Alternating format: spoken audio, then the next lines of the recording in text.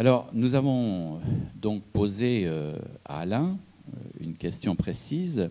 Quelles sont les caractéristiques, quelle est la clinique sociale de ce que j'appellerais les situations de précarité? Comment on dit les situations de handicap? Il y a des situations de précarité lorsqu'elles sont induites par les troubles psychiques. Et y a-t-il des spécificités où la situation de précarité induite par les troubles, pour toute une série de raisons, est-elle au fond standard, banale, et a-t-elle une sorte d'existence indépendante qui en elle-même évolue de façon autonome et influence la réalité et l'existence des personnes? Pour le dire autrement, la souffrance d'une personne malade est-elle plus déterminée par la précarité qui est induite par la maladie que par la maladie elle-même? Alors c'est une question qui peut paraître un peu tirée par les cheveux, mais je crois que sa réponse est importante, elle a des incidences sur la conduite à tenir. Est-ce qu'il faut adopter des stratégies spécifiques ou est-ce qu'il faut ne s'attaquer qu'aux conséquences? Alors, bien sûr, il faudra faire les deux dans des proportions, justement c'est de ça qu'on va discuter, hein, sans doute toute la journée. Il y aura des sujets où on essaiera on va dire, à la fois de discriminer, puis d'autres sujets sans doute où il faudra on va dire, penser à des solutions un peu génériques. En deuxième partie, ce matin, nous entendrons la contribution de Mme Soisic-Lemercier, qui est chargée de mission à la Fédération des acteurs de la solidarité. C'est la nouvelle dénomination de l'acronyme FNARS, de la FNARS, on connaît bien, qui nous fera part de ses réflexions sur les politiques publiques, l'intérêt, la pertinence, vue de sa place, des équipes mobiles, psychiatrie et précarité. Elle a une bonne connaissance des réalités régionales, de l'existant. Elle nous présentera sa fédération et nous dira dans quelle direction cette dernière a engagé son travail dans nos territoires, quelles sont les questions qu'elle se pose et comment elle compte avancer dans les années qui viennent dans le cadre des politiques publiques aujourd'hui définies. Voilà, en ce qui concerne cette introduction. Et donc, je passe la parole tout de suite à Alain Merkuel. Je pense que tu peux prendre ce micro filaire. Oui, ça fonctionne. Bien, écoutez, bonjour à tous. Et puis, merci de m'accueillir encore une fois. Je ne me lasse pas de venir à Angers et de ses plaisirs, notamment le vin de Loire. Ne dévoile pas tout. Hein, oui. Non, non, vin de Loire, on dort comme un Loir. C'était... Hein. Bon, plus sérieusement, je vais essayer de... Peut-être déjà de ne pas reprendre ce que j'ai pu exposer les 2 ou 3 fois précédentes où je suis venu à Angers pour aborder cet aspect de la précarité par la focale du handicap psychique.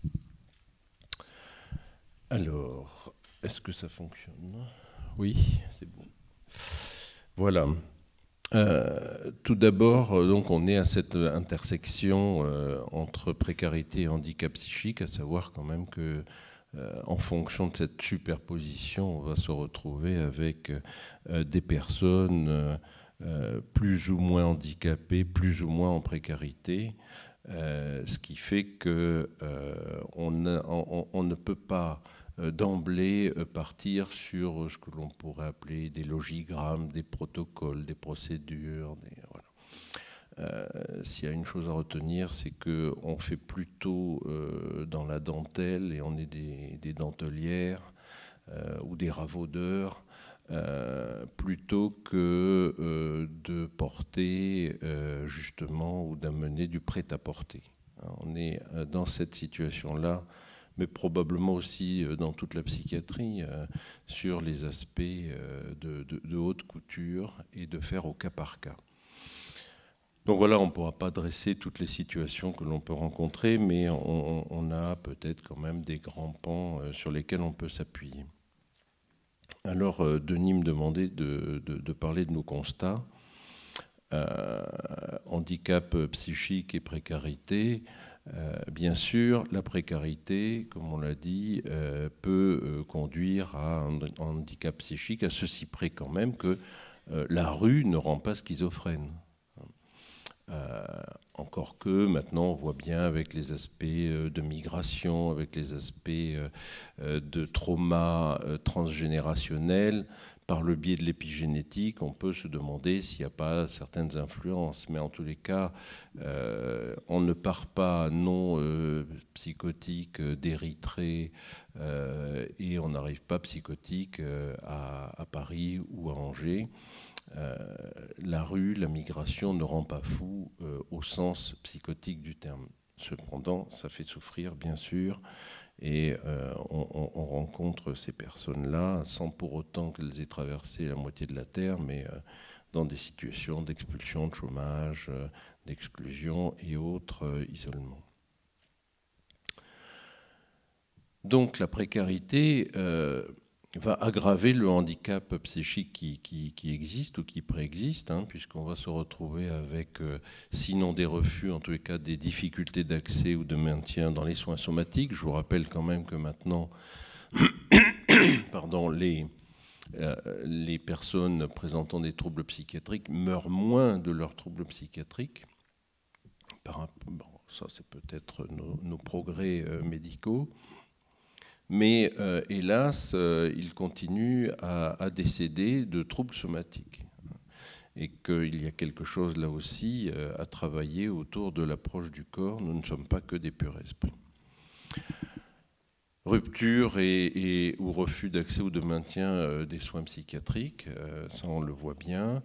Et puis, bien sûr, le refus d'un hébergement qui va aggraver tout ça et qui va, associé aux autres refus, conduire à ce qu'on appelle les comorbidités.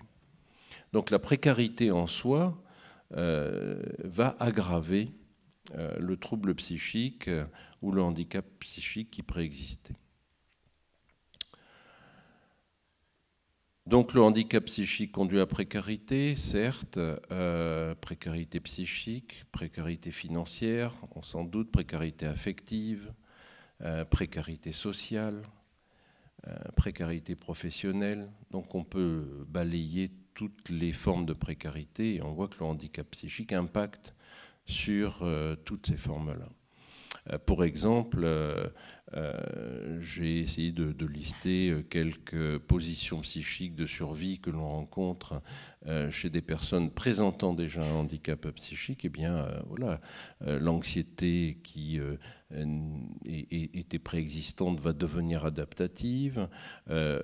Pour survivre à la rue, eh bien, il faut devenir un peu mythomane, sinon on ne s'en sort pas. Donc on n'est pas pervers, hein. Enfin, on pourra peut-être en discuter, mais il n'y a pas de pervers à la rue. Hannibal Lecter, un de nos collègues, n'est pas en précarité. Et les pervers sont très intelligents et finissent rarement en précarité. Donc attention au discours, c'est un pervers.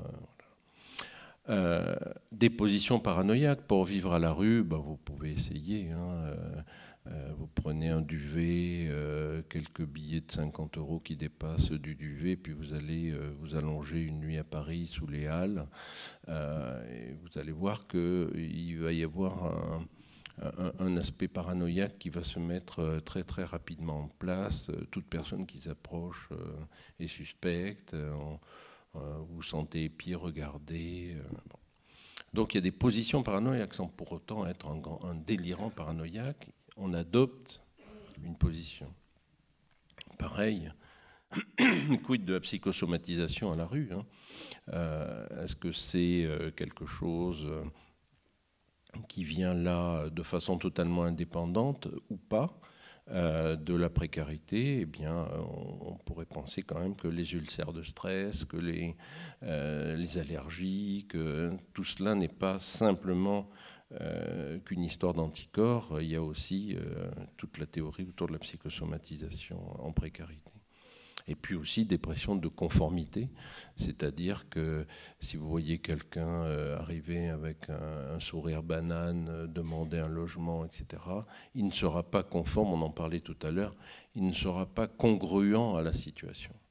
Et pour être congruent à la situation, eh bien, il faut avoir un look dépressif. Et avoir un look dépressif, eh bien, c'est une adaptation et c'est quelque chose qui va peut-être permettre de survivre, bien sûr, mais qui peut aussi faire tâche au sens inconscient du terme, c'est-à-dire à force d'adopter une position, eh bien, on a l'impact direct de cet aspect dépressif. Bon, repli, retrait, rancœur, hein, les 3 R de la rue. Il y a quelque chose là d'une sorte de sécrétion, non pas d'une haine ordinaire, mais d'une rancœur ordinaire envers la société. Donc vous voyez, toutes ces formations, on pourrait dire presque réactionnelles, interviennent aussi chez des gens qui ont un handicap psychique préalable, et il y en a bien d'autres. On peut même aller plus loin par rapport à ça. C'est face à cette rancœur, face à ces différentes positions, on peut se poser la question des attachements qui peuvent devenir pathologiques. Attachement au sens de la théorie de l'attachement, avec certaines dérives comme des aspects d'embrigadement, très culture dépendante, ou bien des aspects sectaires ou des extrémismes religieux, voire des idéalismes passionnels que l'on peut retrouver, ou des positions héroïques à la rue, comme même en grande précarité, sans être pour autant à la rue. Donc ça renvoie à ce que veut nous faire jouer le monde par rapport notamment à la radicalisation. Voilà. Vous, les psychiatres, vous devez déradicaliser. Voilà. Bon, c'est une question qui fait débat. Donc, handicap psychique qui conduit à précarité, la précarité qui conduit à l'handicap psychique, et donc on se retrouve là entre l'œuf et la poule.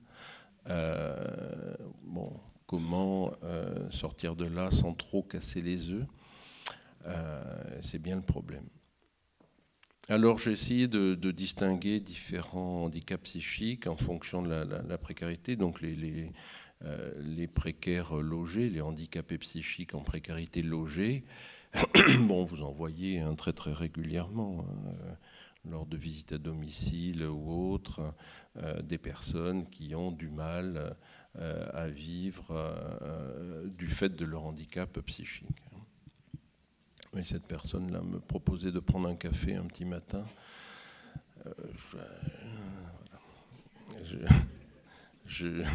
Asseyez-vous, docteur. Oh, bon, non, j'ai beaucoup. Ça va, je ne suis pas fatigué. J'ai déjà pris 3 cafés, ça va aller. Bon, enfin, vous connaissez ça. Particularité de ces personnes handicapées psychiques en précarité logées, eh bien, on remarque qu'ils acceptent plutôt les soins, ils ouvrent la porte ou pas, mais enfin bon, on arrive à entrer en contact avec eux. Il y a quand même peu d'accès aux soins somatiques. La précarité, c'est une précarité de fond qui dure des années, et ils accèdent aux soins par un moment critique ou une aggravation brutale de leur état, et c'est souvent l'environnement qui est le signaleur. Parce que bien, ça sent mauvais, parce que ça sent le gaz, parce que ça inonde, parce que voilà, ça dérange, ça crie la nuit. À côté de ces handicapés psychiques logés, il y a ceux qui sont simplement abrités. Bon, alors avec des abris de fortune ou un peu plus structurés, mais enfin quand même, voilà, des personnes présentant des psychoses ou des retraits qui ont quand même à voir avec des aspects psychotiques. Eh bien, pour eux, le passage à la rue est quelque chose qui pourrait être pourrait être une forme d'équilibre, soit temporaire, soit durable. Mais néanmoins, ils acceptent au bout d'une certaine usure un hébergement. Et notamment, ils acceptent des soins somatiques quand les choses commencent à s'aggraver. Je pense à des rhumatismes, je pense à des maladies psychosomatiques et autres. Par contre, l'accès aux soins psy est peut-être un peu plus compliqué. Et notamment le soin psychiatrique durable, c'est-à-dire quelque chose qui aurait à voir avec un accompagnement. Et puis restent les sans-abri, hein, les handicapés psychiques, les porteurs de psychose en précarité. Voilà, c'est quand même difficile de les rencontrer. Ils ne vont pas dans les centres d'hébergement, ils sont la plupart du temps à la rue. Parfois, ils construisent des abris ou d'autres non. Et on se retrouve avec des gens qui ont passé et qui ont comment dire, englué leur handicap psychique par une sorte de moi-peau qui serait totalement fou, en quelque sorte, puisqu'ils se couvrent de leur pelure et essayent de survivre comme ça. Très très difficile d'entrer en relation avec eux, puisqu'ils sont installés, que leur mode relationnel, c'est l'urgence, une sorte d'urgentisation du rapport au monde.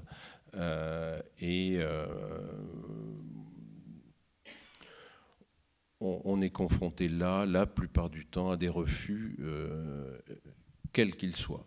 Que ce soit un refus d'entrer en contact, un refus d'hébergement, un refus de soins, un refus d'être aidé, un refus d'être accompagné. Bon, voilà globalement une petite typologie de personnes qu'on est amené à rencontrer. Alors sur les chiffres, donc vous êtes au courant, il y a 50 SDF sur Paris.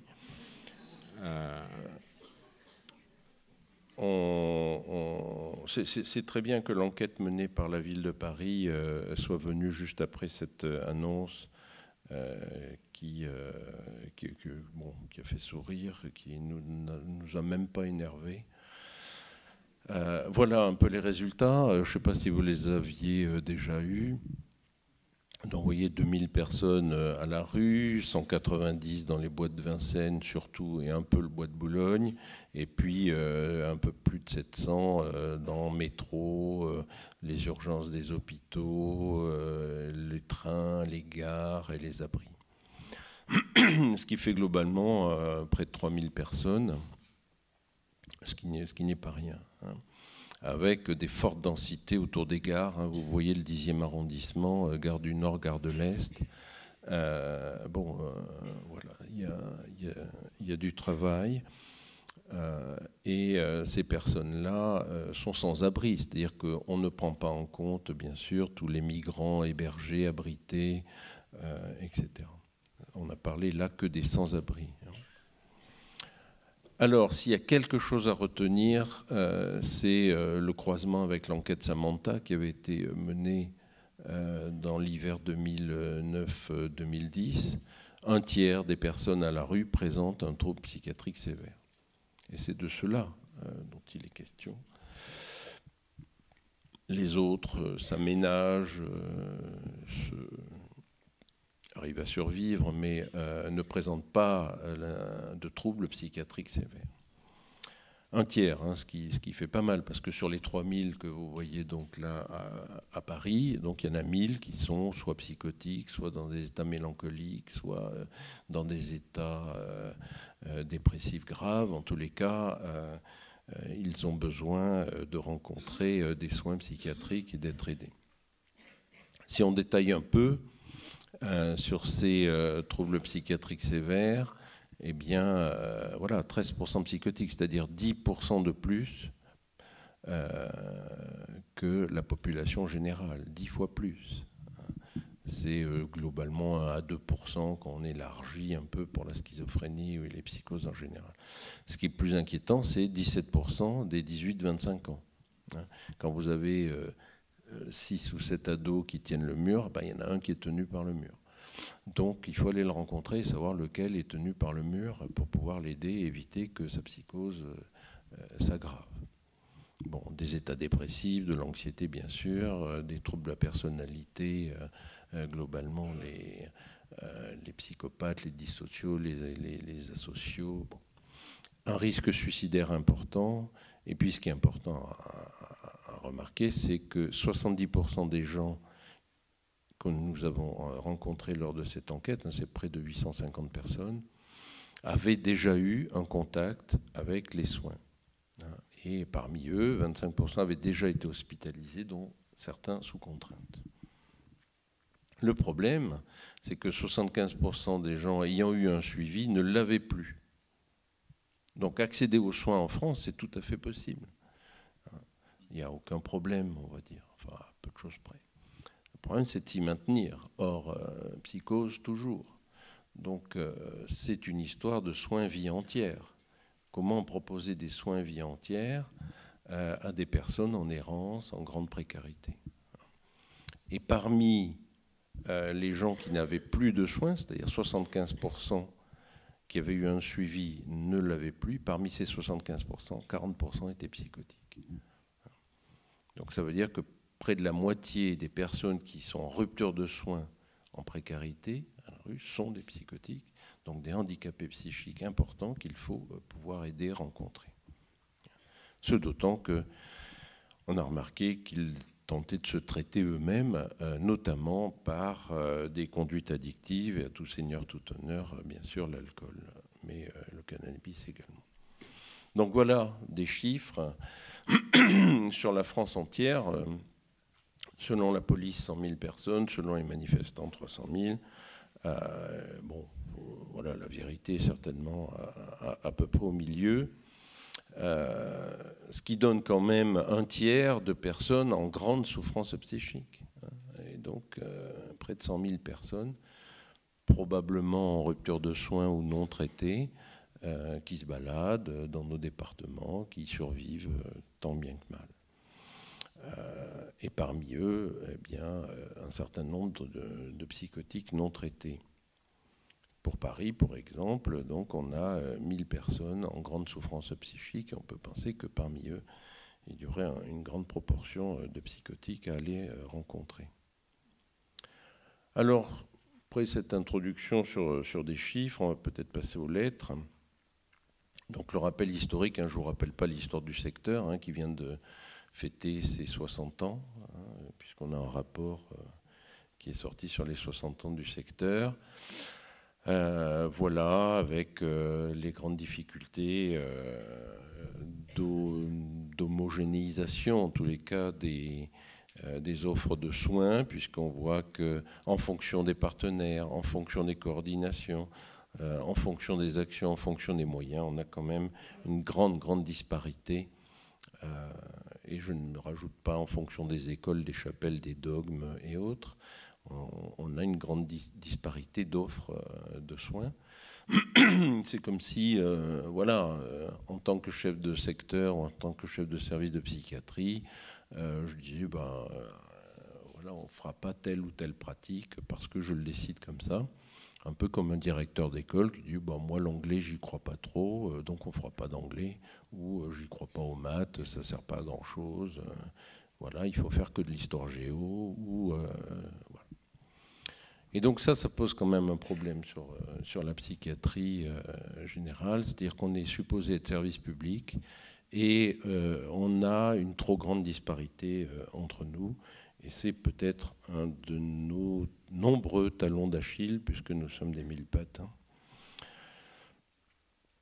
Bon, je passe rapidement sur nos résistances pour arriver aux effets de la désinstitutionnalisation, avec la sortie de nos murs et bien sûr la diminution des structures extra-hospitalières, ce qui est une bonne chose. Avant, on passait vie entière à l'hôpital et heureusement, maintenant, grâce aux psychothérapies, grâce aux médicaments, grâce à la cité, grâce à tous les acteurs, eh bien, on arrive à vivre dehors. Et maintenant, on tourne autour de seulement 15% des personnes suivies en psychiatrie qui sont hospitalisées. 80%, 85% sont suivis exclusivement en ambulatoire. Ce qui n'était pas le cas il y a encore peu d'années. Le problème est que voilà, nous avons développé insuffisamment des structures extra-hospitalières.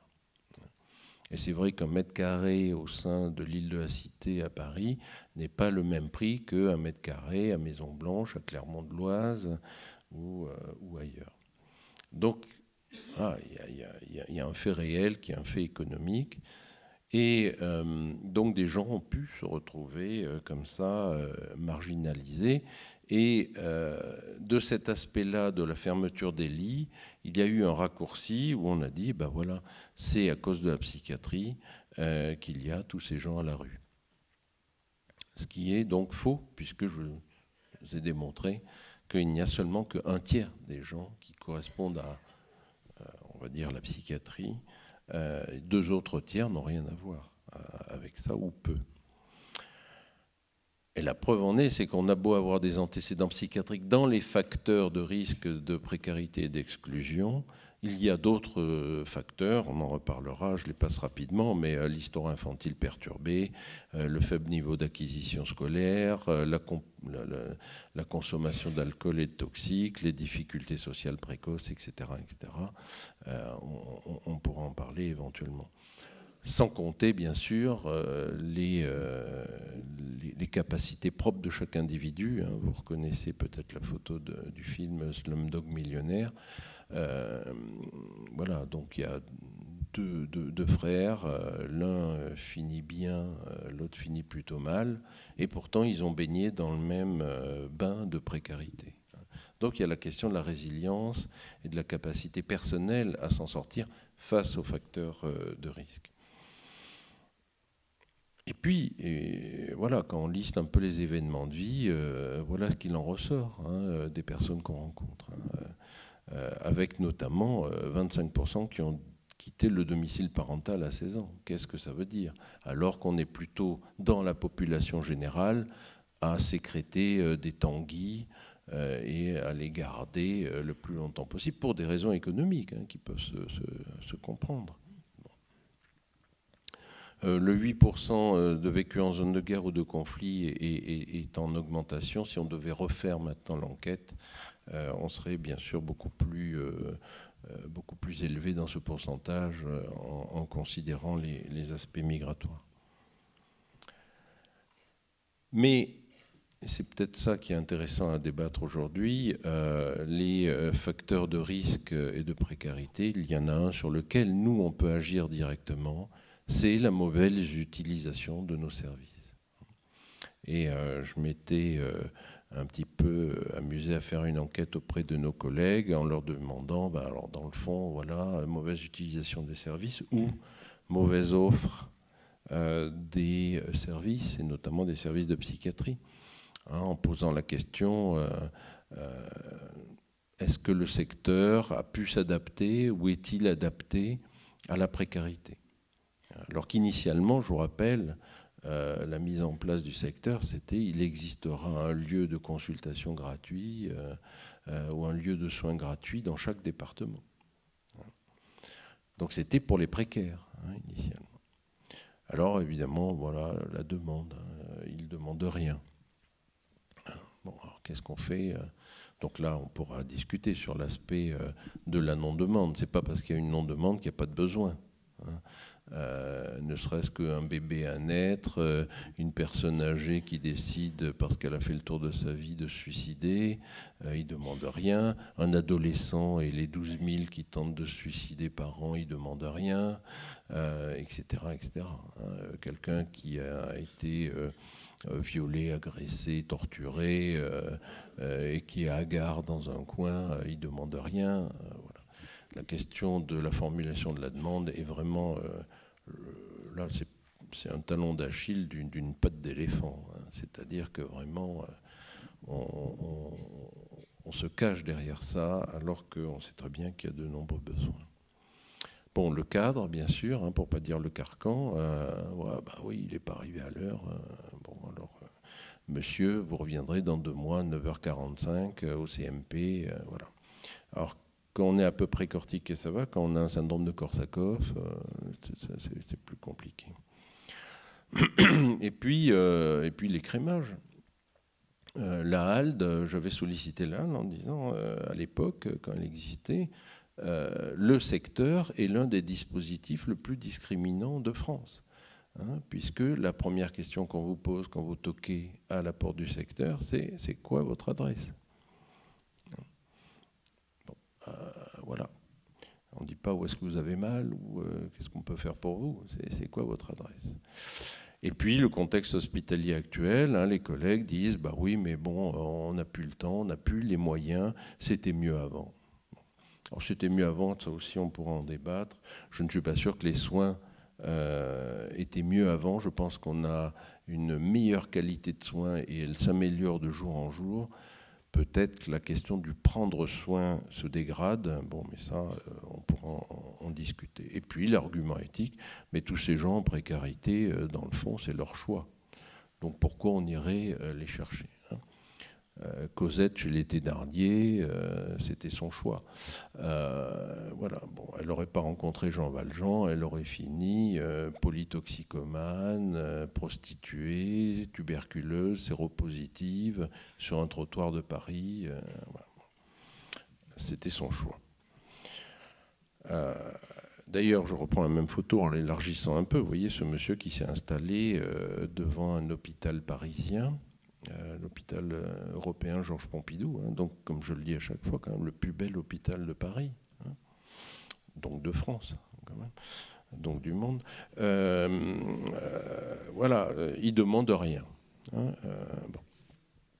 Et puis il rajoute, et puis dans le fond, pourquoi faire? Pourquoi ces gens-là, on irait s'en occuper, puisque d'une part c'est leur choix, et puis ils ne viennent pas quand on leur propose des soins. Et donc je leur parle de la durée moyenne de séjour sur Terre, hein, la DMS, hein, comme on dit dans nos... voilà. En gros, globalement, la DMS sur Terre en France, c'est 80 ans à peu près. Eh bien, à la rue, l'âge moyen des morts dans la rue, ça tourne autour, selon les saisons et les moments de l'enquête, autour de 46 ans. C'est-à-dire que globalement, vivre à la rue, c'est quand même un sacré handicap aussi, hein, puisqu'on se prend un gap d'espérance de vie de 34 ans. On sait déjà que la schizophrénie, par exemple, induit une espérance de vie raccourcie entre 10, 15 ans, parfois plus. Donc là, on est schizophrène à la rue, vous voyez, on cumule les handicaps. Donc, ne serait-ce que pour ça, eh bien sûr, il faut s'en occuper. Alors, quelles recommandations, puisque c'était la deuxième partie de ta commande, la première recommandation, c'est d'aller vers. C'est-à-dire d'aller vers ces personnes-là pour voir s'il s'agit de besoins de soins, et non pas de demande de soins, mais de besoins de soins, ou éventuellement simplement de besoins de liens, où il y a parfois des pathologies de l'attachement, des troubles liés à l'attachement. On n'a pas le temps de développer cela, mais voilà, savoir si on est dans le tiers des personnes qui ont besoin de soins ou si on est dans le 2/3 des personnes qui ont besoin de liens. En tous les cas, il n'y a que les psychiatres qui peuvent le dire. Et donc, voilà, on a mis en place depuis maintenant un peu plus d'une vingtaine d'années des équipes mobiles spécialisées en psychiatrie précarité. Il y en a dans la salle, les EMPP. Bon, donc les EMPP, je vous passe ce dispositif avec précision, mais il y a un public précaire, il y a un accès aux soins psychiatriques. Normalement, c'est fléché. Le problème lié justement au handicap psychique, c'est que ces personnes ne peuvent pas accéder aux soins ou s'en éloignent. Et de fait, ils vont soit à l'hôpital général quand ça ne va pas bien sur le plan du corps, soit à l'hôpital psychiatrique, mais ils n'y vont jamais de leur demande personnelle, c'est souvent bien accompagné par les équipes mobiles psychiatrie précarité qui les amènent aux soins et fait en sorte qu'ils accèdent aux soins psychiatriques. Donc ces équipes, elles ont un territoire défini. Là, je vous donne pour exemple celui de Paris, où nous avons 5 équipes qui vaquent à leurs occupations sur le territoire qui correspond à leur établissement. Et on s'est même organisé, là tout récemment, depuis 6 mois, en pôle interétablissement, c'est-à-dire que les équipes mobiles psychiatrie précarité de Paris Intramuros sont maintenant une seule et même unique équipe, mais on a conservé les territoires anciens où ils travaillaient pour ne pas rompre le lien qu'ils avaient avec les partenaires. Donc c'est un véritable pôle interétablissement, ça a dû être un des premiers pôles cliniques en France, interétablissement, où on a 5 établissements avec un chef de pôle qui est moi-même, et on essuie les plâtres puisque c'est quand même assez compliqué d'avoir par exemple 5 logiciels différents de recueil de données sur les 5 établissements, par exemple, ou 5 RTT différents pour les 5 établissements, ce qui pose des problèmes. Bref, alors aller vers, voilà, mais pour faire venir les personnes sur des lieux de confidentialité, des lieux de soins, voilà. Alors certains arrivent à venir, bon an, mal an, d'autres non, hein, comme celui que je vous avais montré, notamment lié cet aspect-là par le fait de la consommation d'alcool. Oui, je mets ça parce qu'on voit bien là l'impact de l'alcool en précarité. Si on liste le rapport qualité-prix de ce très bon psychotrope, on voit quand même que voilà, il induit le sommeil, il calme l'anxiété, il est vécu comme un antidépresseur alors que, hélas, il est dépressogène. Il peut calmer des effets de dépersonnalisation psychotique. Il potentialise les autres produits comme le hashish ou autre. Et puis, quand même, c'est un très bon analgésique ou un anesthésique. Quand on vit en très grande précarité, qu'on a mal et qu'on n'accède pas aux soins, le premier produit qui calme la douleur, c'est l'alcool. Et puis on peut rajouter, bien sûr, que c'est un intégrateur social. C'est un alcoolisme mondain, un alcoolisme d'entraînement à la rue. Et d'ailleurs, voilà, on se le dit, il est des nôtres, il a bu son verre comme les autres. Donc quand on vient d'Érythrée, si on veut s'intégrer en France, certes l'école, certes, mais il faut boire. Bon, quand même, moi je suis arrivé en Anjou hier soir, je me suis intégré très vite.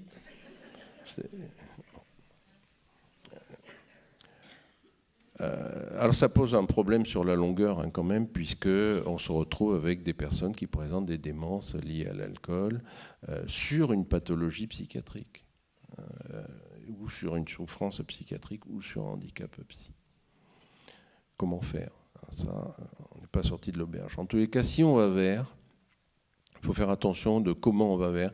Voilà, 19 équipes qui maraudent dans Paris. Vous imaginez bien que s'il y a 19 personnes qui viennent vous réveiller par nuit pour vous demander vos besoins, eh bien, au bout d'un moment, on va se trouver confronté à ce qu'on appelle le harcèlement d'assistance ou le harcèlement humanitaire.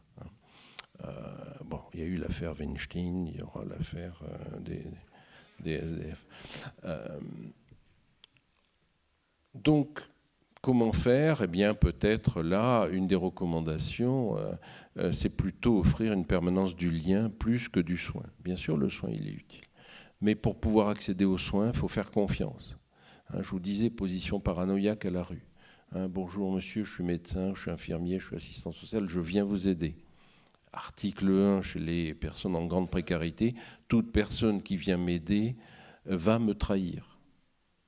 Position paranoïaque, mais qui est liée à toutes les histoires de maltraitance infantile et tous les traumas vécus. Donc, il faut travailler cette mise en confiance, cette permanence du lien. Et là, ça suppose voilà, quelques adjectifs comme des proactivités, des propositions diversifiées, des choses accompagnantes, personnalisées, bien sûr. Bref, un lien bas seuil. C'est-à-dire d'accepter tout le monde, quelle que soit la situation dans laquelle il se présente. Et c'est vrai qu'au CMP, quand on voit arriver un mec bourré alors qu'il y a d'autres patients qui attendent dans la salle d'attente, on fait en sorte qu'il ne reste pas là, etc. Bon, voilà. Le CMP n'est pas forcément adapté à l'accueil inconditionnel et à un accueil bas seuil. Peut-être qu'il faut travailler ça aussi de notre côté.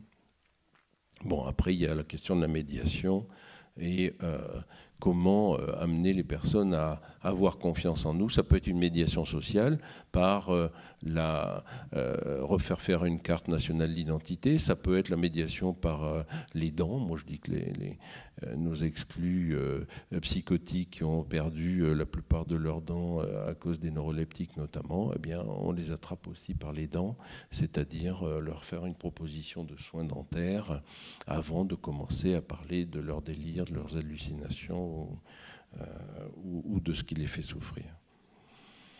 Deuxième recommandation, bien sûr, les soins de secteur. On voit bien que le soin de secteur est quand même plus adapté que le soin en clinique privée pour les précaires. Bon, ça paraît de soi, mais faut le dire. Et puis, peut-être des services qui n'ont pas forcément envie de s'occuper de ces personnes-là, tout en faisant de la psychiatrie. Eh bien, le secteur est interdit de rejet. Donc, il est de fait un soin prometteur pour eux, et puis il peut apparaître comme le soin durable. Alors, quelles pratiques ? Est-ce qu'il faut des pratiques spécifiées? Est-ce qu'il faut des CMP pour SDF? Est-ce qu'il faut des unités pour SDF? Est-ce qu'il faudrait créer, par exemple, des hôpitaux de semaine pour SDF, à part des lits classiques d'hospitalisation? C'est la bouteille à l'encre. Certains pensent qu'il ne faut pas stigmatiser, d'autres disent oui, mais on ne stigmatise pas, n'empêche que si on ne sait pas faire, on fait moins bien. Hein. Pour exemple, l'anorexie mentale.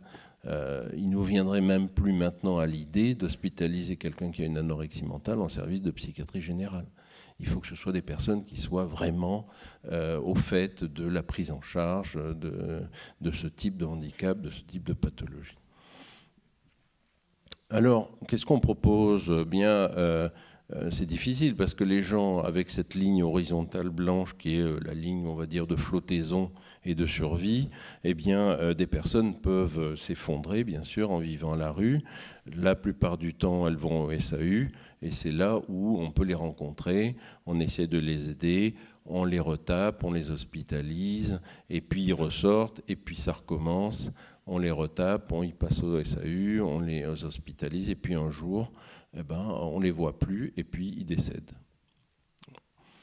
Donc là, ce qu'on proposait et ce qu'on essaie de mettre en place, notamment avec les collègues de secteur, c'est qu'une fois qu'ils ont été hospitalisés, la plupart du temps par le biais des SAU, avant d'attendre qu'ils ne se dégradent, eh bien, on va à leur rencontre très très vite, de façon à éviter qu'ils descendent encore plus bas, et on envisage d'emblée, grâce notamment aux EMPP, une réhospitalisation. Et petit à petit, par ces approches séquentielles, pour ne pas dire des hospitalisations séquentielles, eh bien, on arrive à définir ce qu'on appelle les soins anticipés, voire même des directives anticipées de soins psychiatriques avec eux.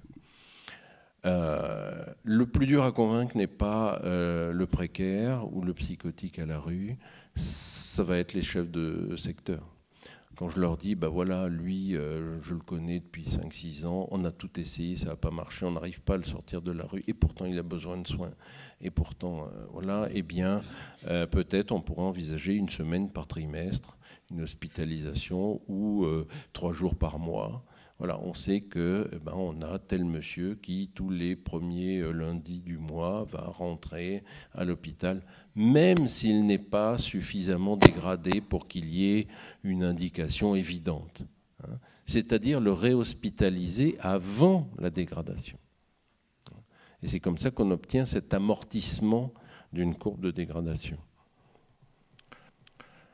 Bon, alors bien sûr, les soins habituels, on peut les proposer. Hein. Pourquoi faire une discrimination? Mais il y a quand même des choses à inventer, notamment ces projets à court terme successifs. Peut-être proposer aussi qu'il y ait des référents sur chaque secteur qui se sentent un peu plus sensibilisés à la prise en charge des précaires. Peut-être des bonnes pratiques, hein, que tout patient en grande précarité ne ressorte pas de l'hôpital sans avoir vu le médecin généraliste, l'assistante sociale, qu'il ait reçu un aide à sa mémoire. Hein, c'est-à-dire un petit carton sur lequel il y a toutes ses coordonnées et qu'il peut donner, même en état d'ivresse, aux urgences, voilà, comme quelque chose d'une sorte de carte vitale un peu plus détaillée. Quant aux soins ambulatoires, là on parlait de l'hospitalisation, eh bien, on en revient sur la possibilité de l'accueil bas seuil. Et qui dit bas seuil dit haute qualification et haute qualité des intervenants, bien sûr. Voilà, donc ça pose des questions éthiques. Hein. Est-il éthique de se contenter du droit commun alors qu'il nous apparaît défaillant par certains moments? C'est-à-dire que, voilà, je sais que ce monsieur, si je l'envoie au CMP, il ne va pas être reçu, et pourtant, je pense qu'il faut qu'il soit soigné. Voilà, donc je l'enverrai quand même au CMP. Bon, donc là, je suis dans une position de fétichiste du droit commun. À l'inverse, on peut avoir des fétichistes des dispositifs spécifiques. Il faut faire des CMP pour les précaires, il faut faire des prises en charge, des services, des prises en charge spécifiques pour les précaires en handicap psychique. Bon, encore une fois, il n'y a pas oui ou non, c'est selon. Et c'est selon en fonction de la casuistique, c'est-à-dire au cas par cas, et une fois que l'on connaît la personne. Troisième recommandation, bien sûr, les permanences d'accès aux soins de santé en milieu psychiatrique. Donc les PASS-psy se développent, il y en a une quarantaine en France, alors qu'il y a 400 PASS généralistes. La PASS-psy, c'est le public précaire qui a des accès aux droits dans la cité, donc il peut y aller, ce public, sauf que il n'y va pas forcément. Et encore une fois, c'est par le biais de la psychiatrie que cette PASS-psy va récupérer en quelque sorte les gens amenés par les équipes mobiles psychiatrie précarité pour un accès aux soins somatiques, premièrement, et un accès au droit à la santé. Donc c'est un dispositif qui vient compléter l'action des EMPP. Parfois c'est des fusions entre les deux, mais ce couple EMPP PASS-psy est un dispositif qui va permettre d'accélérer l'accès aux soins somatiques et l'accès aux droits des personnes que les EMPP ont pu drainer vers l'hôpital. Donc, contrairement à ce que n'indique pas son nom, ce n'est pas une passe avec des psychiatres volants qui iraient à la rue, c'est une passe en milieu psychiatrique. Quatrième dispositif qu'on a mis en place, c'est l'accès aux droits en santé mentale. On a fait une permanence de juristes à l'hôpital. Donc voilà, chaque assistant social ou chaque médecin peut solliciter ce dispositif, accès aux droits en santé mentale, où un patient anonymisé est présenté dans la situation à des juristes, et les juristes nous aident à sortir pour accéder aux droits. Bon, je passe rapidement parce que c'est toujours le même dispositif, c'est comment aider sur le drainage habituel. Cinquième possibilité, c'est de leur offrir un chez-soi. Donc là, c'est un chez-soi d'abord, housing first en anglais. Attention, le dispositif un chez-soi d'abord est un dispositif prioritaire pour ceux présentant une psychose. Donc le dispositif un chez-soi d'abord ne marche pas pour tous et ne marche pas pour toutes les psychoses. Un paranoïaque qui délire parce qu'il y a des voisins qui le persécutent, il finit à la rue. Si vous lui proposez un logement d'abord, de toute façon, s'il n'a pas un traitement et s'il n'est pas aidé, s'il n'est pas accompagné, eh bien, il va redélirer. Parce que le voisinage va recommencer. Donc il faut voir, est-ce que c'est housing first, ou c'est cure first, ou c'est care first, ou c'est work first. Donc le chez-soi d'abord, oui, mais à condition qu'il y ait justement cet accompagnement pour éviter de se retrouver avec des logements. Voilà, on lui a donné un logement et ça suffit. Non, hein, ça ne suffit pas. Et on sait très bien que quand on a un handicap, on peut se retrouver même logé avec la poursuite de son handicap. Donc ça veut dire essayer de proposer un chez-soi digne, c'est pas facile à dire. Et on a mis en place déjà depuis 92 des chantiers thérapeutiques dans l'unité du service. C'est-à-dire qu'on propose de réparer, de restaurer des logements dégradés par des patients qui sont suivis par le secteur. Donc il y a d'un côté des réparateurs patients financés par l'association du service sur la base du SMIC horaire. Donc voilà, déclaration, impôts, jour de congé, voilà, AGFIP, tout ce qu'on voudra, lié à la fiche de salaire. Et voilà, on arrive à retaper des logements, donc je vous l'ai fait à la M6 Déco, à Davido. On arrive à retaper pour des prix, bien sûr, très très inférieurs à ce qui peut être proposé dans le commerce. Ce d'autant qu'un commerçant qui rentre dans des Diogènes, il ressort tout de suite et il ne fait pas les réparations. Donc voilà, une unité fonctionnelle, cadrée par des infirmiers, qui permet à des gens en précarité, porteurs de handicap, certains ont l'allocation adulte handicapé, voilà, on essaie de ne pas les faire travailler trop pour qu'ils perdent la hache, eh bien, on arrive à faire des prestations de bonne qualité chez des personnes suivies elles aussi par le secteur et qui ont dégradé leur logement. L'avantage pour ces précaires, qui sont souvent sans logement et travailleurs, c'est qu'ils acquièrent un niveau d'habitabilité supérieur une fois qu'ils ont restauré le logement des autres. C'est-à-dire que quand on a repeint, quand on a retapé, quand on s'est colté des toilettes un peu compliquées, voilà, eh bien, on fait attention une fois qu'on a un logement soi-même. Et donc, il y a une synergie entre les deux, entre patient-client et patient-ouvrier, qui permet de travailler cette sortie de précarité. Et puis le DALA, hein, c'est pas le DALO, là le DALA c'est le droit à l'accompagnement. Bon, voilà, on a le gradient des structures sanitaires et à l'autre bout les structures sociales.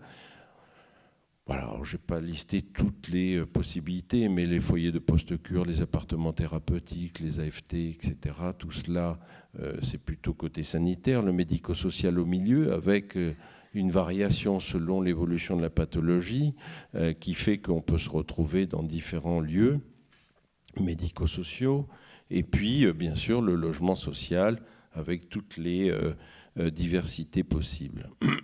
Et au-delà de cela, bien sûr, eh bien, c'est l'autonomie dans un appartement à soi. Bon, et tout cela nécessite l'appui de la cité.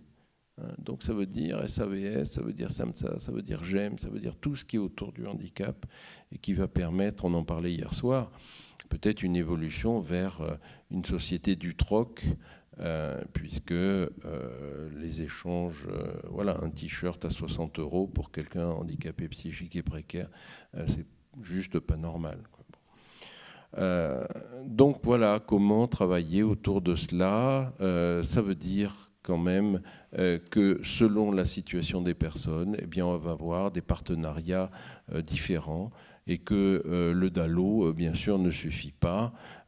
Et donc, c'est plutôt le droit au logement accompagné ou le droit à l'accompagnement. Et donc, jamais sans les élus. Et donc, toutes ces personnes-là peuvent se mettre autour d'une table. Certains ont créé des conseils locaux de santé mentale.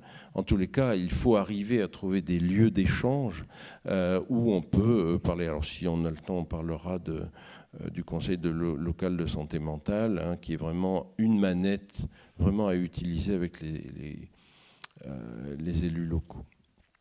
Conclusion, un toit seul ne suffit pas, bien sûr. Un accompagnement social seul ne suffit pas. Et un suivi médical seul ne suffit pas. tout seul, on n'arrivera pas à sauver le monde, on en prend conscience. On n'en a pas forcément conscience quand on sort de l'école, mais avec l'avancée en âge, on se rend compte de notre impuissance, et c'est plutôt une bonne chose parce que ça nous oblige, bien sûr, à échanger entre nous, peut-être à commencer à décloisonner nos pratiques, et à ne pas se jeter nos assiettes à la figure comme on le faisait il y a 15 ou 20 ans. Hébergez-le d'abord et on le soignera, d'un côté, ou soignez-le d'abord et on l'hébergera. Ça commence quand même à s'évaporer, ce conflit. Et puis, on a les moyens en France, on y reviendra peut-être. S'il y a 300 000 personnes en très grande précarité, il y a 300 000 personnes de l'autre côté qui s'en occupent.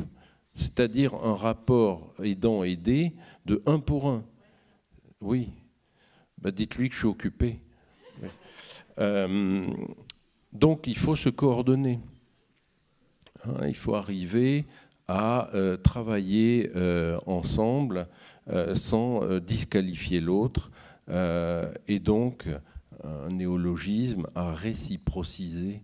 Je vous rappelle que dans la circulaire des équipes mobiles psy-précarité, il y avait monté des partenariats avec des actions réciproques.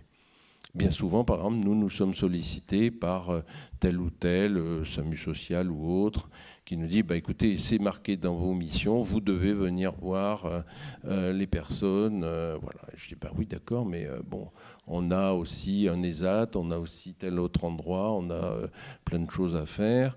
Pourquoi on irait vous voir, vous, alors que dans ce CHRS ou dans ce centre d'hébergement d'urgence, eh bien, on a un accès facilité pour une place, pour une des personnes handicapées psychiques qu'on a rencontrées. Oui, mais non, mais nous, on ne fera pas de réciprocité. Donc, halte à la non-réciprocité. Et si on veut construire, il faut un échange équitable. Et s'il n'y a pas d'échange équitable, le partenariat ne tient pas. Alors, on peut reprendre les recommandations de Samantha, qui s'appliquent bien sûr à tous. Mieux repérer les personnes en état de souffrance psychique. Donc, ça veut dire aller vers, et ne pas attendre dans son fauteuil tranquille de CMP. Donc ça veut dire travailler avec les vigilants, travailler avec les signaleurs, que ce soit les concierges, les bailleurs, que ce soit les acteurs du social ou du médico-social. Renforcer encore les relations entre le social et la psychiatrie, ou le médico-social, on pourrait le rajouter. Donc faire des réunions de synthèse autour des cas cliniques, arrêter de se protéger derrière le fameux secret professionnel. Toujours cet exemple que je donne, quand on voit quelqu'un qui a du papier aluminium sur la tête et qui attend la navette pour aller sur la planète X23, on n'a pas besoin de connaître le diagnostic. Voilà, on peut tout à fait se parler du handicap psychique sans pour autant sortir nos étiquettes. Démultiplier les structures. Pour les sevrages, on a perdu les services qui accueillaient les alcooliques invertébrés. Et là, il va bien falloir peut-être retrouver une spécificité pour eux, parce qu'on sait très bien que dans les services généraux, ça ne colle pas, parce que bien souvent comorbidité, dans les services de psychiatrie générale, quand il y a des polynévries, il y a besoin aussi de soins somatiques, donc peut-être inventer des structures un peu décloisonnées avec la médecine générale. La question de l'hébergement, du logement d'abord, on l'a évoqué là, il y a des projets qui sont lancés sur toute la France. Ne laissez pas passer les trains, mais en vous rappelant que c'est d'abord pour les handicapés psychiques et notamment les psychotiques. La formation des personnels, nous avons des missions d'expliquer ce qu'est la souffrance psychique, ce qu'est la pathologie, ce qu'est le handicap psychique. Avant, je faisais des cours aux internes en psychiatrie. Maintenant, je me rends compte que je fais de la sensibilisation auprès des commissariats. Avec un panel de 20 agents de police, c'est payant, entre guillemets. Parce qu'ils ont une autre manière, un autre regard, et ça participe à la déstigmatisation des patients. Ils les appellent plus les forcenés maintenant, par exemple, sur notre quartier. Voilà, j'espère que je suis resté dans le créneau horaire. Merci.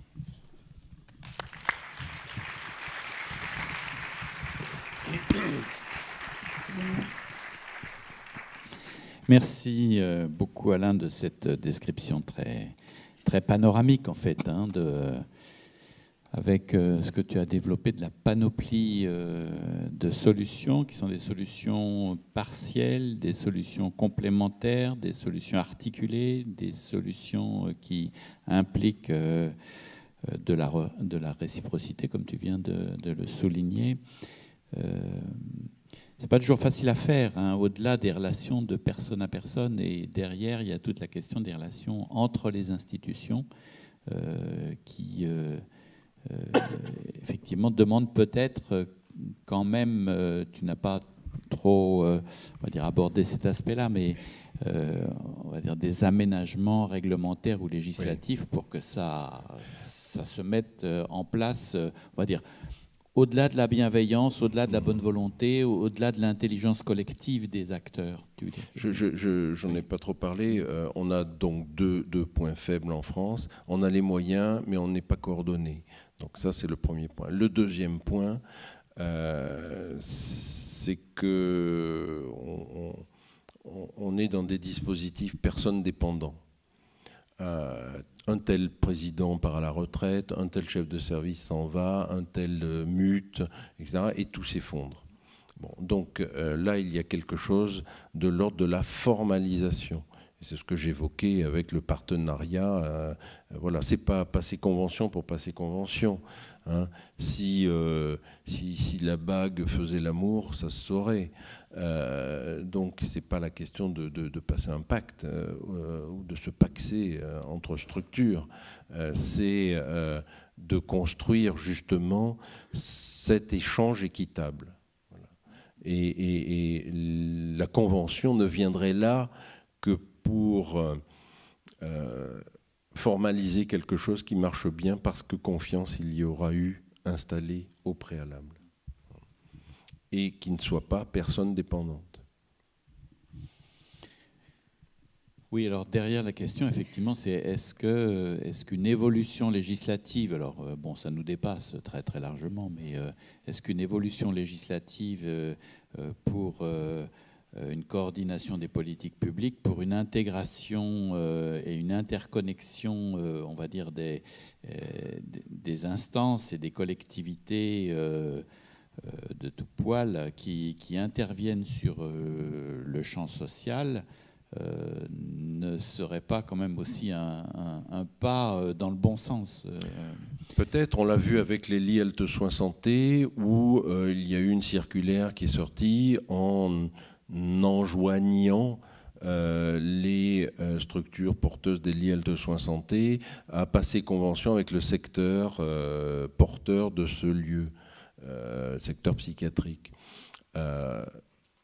J'ai jamais vu de texte qui obligeait à s'aimer. Hein. C'est compliqué. Et quand on met des personnes qui s'apprécient pas... non, mais le mariage de raison revient en force. Voilà, voilà. Oui, mais on sait ce que ça donne, les mariages de raison. Il y a un handicap psychique derrière, hein, quand même. C'est vrai. Oui. Alors, tu as beaucoup parlé d'accès aux soins. Et puis...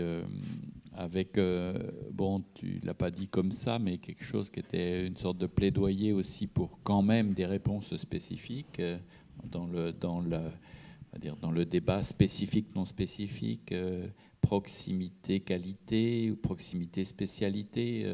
Bon, tu as montré que la proximité n'était pas forcément du côté du secteur dans ce cas-là. Enfin, voilà. Et donc, alors, par rapport justement aux soins de santé mentale, quid des somaticiens? Des somaticiens hospitaliers, j'entends. Oui, oui. Et dans la PAS en milieu psychiatrique, comme ne l'indique pas son nom, le médecin coordinateur d'une PAS en milieu psychiatrique est un médecin généraliste. Et donc, de fait même, il y a des soins somatiques qui sont promus, portés par ce dispositif. Et donc, le médecin généraliste de la PAS en milieu psychiatrique fait fonction, entre guillemets, de médecin traitant, au sens où il va coordonner le parcours de soins somatiques. Et c'est un dispositif qui est assez efficace, mais qui ne doit pas être dévoyé non plus.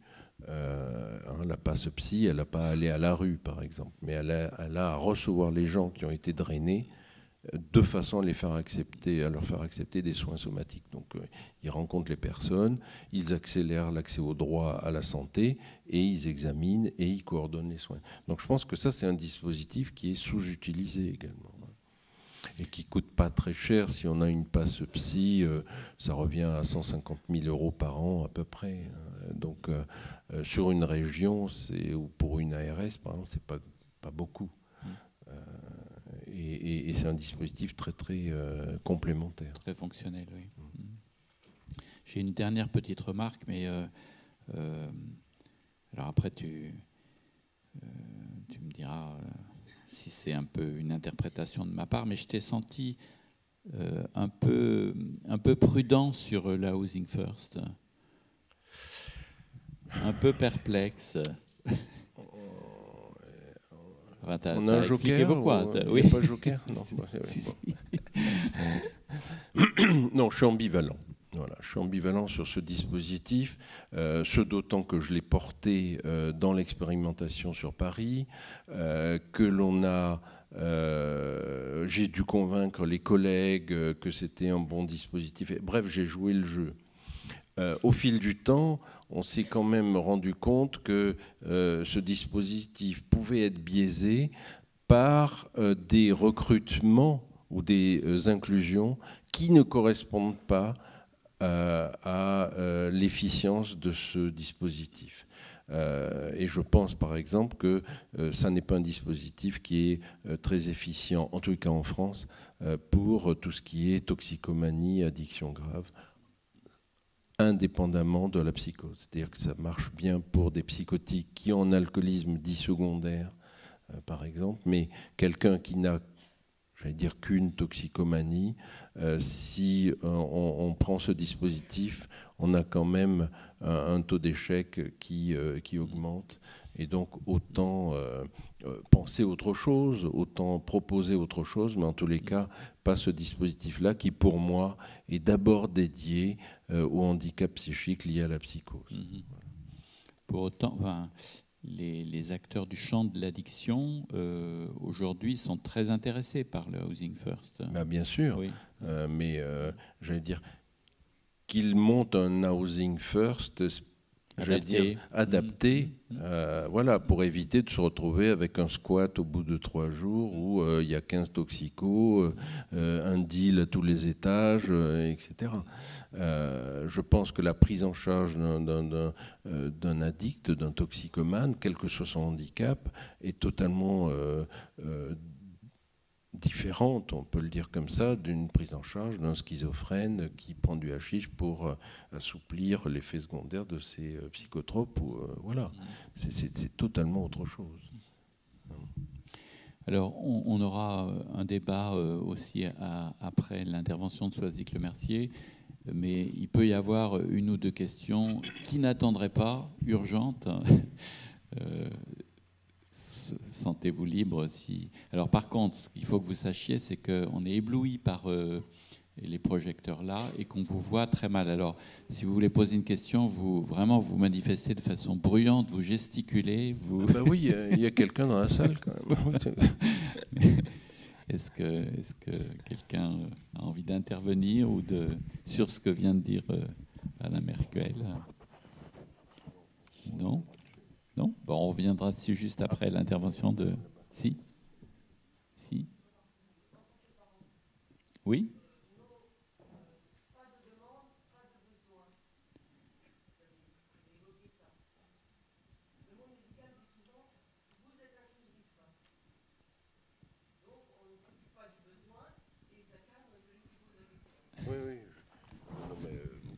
Après, je suis inconvaincu. Oui. C'est évident. C'est pour ça que je mettais comme première démarche et comme première recommandation quand même d'aller vers les personnes. Et que ce n'est pas parce que quelqu'un ne demande pas qu'il n'a pas de besoin. Alors effectivement, on va prioriser ceux qui demandent parce que c'est plus facile à capter Mais ceux qui ne demandent rien sont en très très grande souffrance. Hein. Et bon, ben, voilà, c'est à nous, secteur psychiatrique, de démontrer. Et s'il reste quelque chose du secteur psychiatrique dans 20 ou 30 ans, ce sera peut-être ça. C'est une démarche d'aller vers. Hein, puisque peut-être que si on découvre un jour le schizocoque, on sera peut-être avec 3 injections de vaccins ou d'antibiotiques totalement guéri de sa psychose, qui ferait retourner quelques-uns d'entre nous dans leur tombe. Voilà, mais on ne sait pas. On ne sait pas ce que va nous réserver l'avenir. En tous les cas, sur ces découvertes-là autour des maladies mentales, en tous les cas, il y a quelque chose sur lequel on le sait, c'est qu'il y a des gens qui souffrent et qui ne demandent rien. Et ceux-là, il faut aller à leur rencontre. Et c'est la fonction du service public. Merci. Merci, Soisic.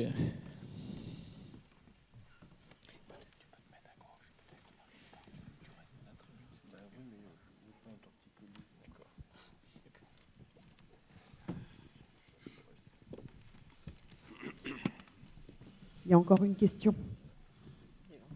Il y a encore une question. Bon.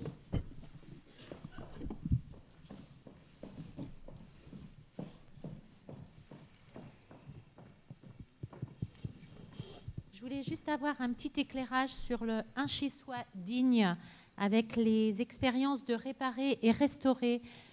Comment, avec une baisse de moyens, vous voyez ce dispositif compatible avec les établissements publics? Est-ce en milieu associatif? Comment sont montés ce type de projet? Voilà. Je vois bien qu'il y a le soutien de la GFIP derrière. Alors, initialement, ce que l'on remarque, hein, puisqu'on fait le constat, c'est qu'il y a des patients suivis en secteur qui dégradent leur logement. Bon, à partir de là, ils sont précaires, ils ne peuvent pas payer les réparations, ils ne peuvent pas payer les entreprises qui pourraient, je sais pas, poncer un parquet parce qu'il a brûlé ou parce que ça a été inondé. Bon. Donc on a mis à disposition en 92, donc ça date déjà, 2 infirmiers pour accompagner 2 patients qui étaient un petit peu habiles de leurs mains. Certes, ils avaient leur handicap psychique, mais un tel était maçon, un autre était peintre, etc. Et on a commencé à restaurer comme ça des logements petit à petit. Et bien sûr, il y a une prestation. Donc, la personne chez qui on travaille, la famille, le tuteur, éventuellement, qui de l'entourage vont payer ces prestations qui sont quand même moins chères que celles du commerce. Et à partir de là, on rémunère les patients ouvriers. Voilà, sur l'association du service. Donc voilà, on fait un devis pour retaper votre logement qui a été dégradé par votre grand-mère qui a un Alzheimer. Eh bien voilà, il nous faut à peu près 1 000 €. Voilà.